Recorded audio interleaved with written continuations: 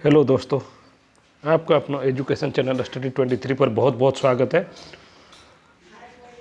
मैं सरफराज इस वीडियो के माध्यम से बहुत महत्वपूर्ण सब प्रश्न को देखने वाले हैं। ये पहला प्रश्न है। भारत के नागरिक को कम से कम कितनी आयु होने पर मत देने का अधिकार प्राप्त होता है?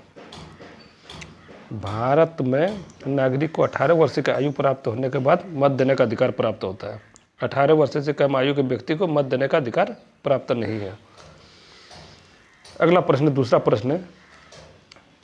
प्रश्न है, मतदान की आयु 21 वर्ष से घटाकर 18 वर्ष कब की गई थी? मतदान की आयु 21 वर्ष से घटाकर 18 वर्ष 1989 ईस्वी में की गई थी, 61वें संविधान संशोधन के द्वारा। अगला प्रश्न तीसरा प्रश्न है, भारत के मुख्य निर्वाचन आयुक्त का कार्यकाल होता है।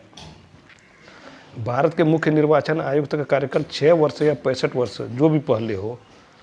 मतलब जब मुख्य निर्वाचन आयुक्त जब नियुक्त किया जाता है उसका 6 वर्ष हो या 65 वर्ष, जो भी पहले हो तब तक ही उसका कार्यकाल होता है। अगला प्रश्न चौथा प्रश्न है, वाहन में पीछे के व्यक्ति को देखने के लिए किस दर्पण का प्रयोग किया जाता है? वाहन में पीछे के व्यक्ति को देखने के लिए उत्तल दर्पण का प्रयोग किया जाता है। अगला प्रश्न है पांचवा प्रश्न है, सागरीय खरपतवार किसका महत्वपूर्ण स्रोत होता है?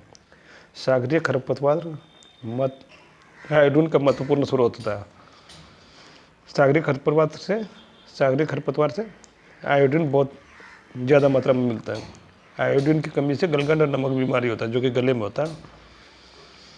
अगला प्रश्न है छठा प्रश्न, कपास का रेशा झाड़ी के किस भाग से निकाला जाता है? कपास का रेशा झाड़ी के बीज से निकाला जाता है। सातवां प्रश्न है, कुचिपुड़ी कहाँ का लोक नृत्य है? बहुत सारे अलग अलग राज्य में अलग अलग लोक नृत्य होता है, उसी तरह कुचिपुड़ी कहाँ का लोक नृत्य है?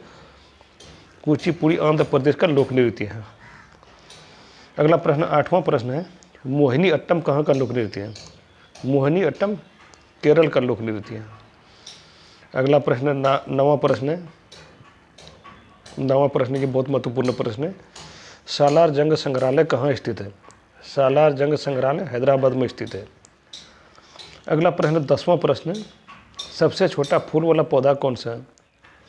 सबसे छोटा फूल वाला पौधा उल्फिया है। सबसे छोटा फूल वाला पौधा उल्फिया है। अगला प्रश्न 11वां प्रश्न है, स्वतंत्रता के बाद किस पत्तन को विकसित किया गया था? एक भारत में बहुत सारे पत्तन हैं, जैसे हल्दिया पत्तन है, बम्बई में भी पत्तन है, विशाखापत्तनम पत्तन।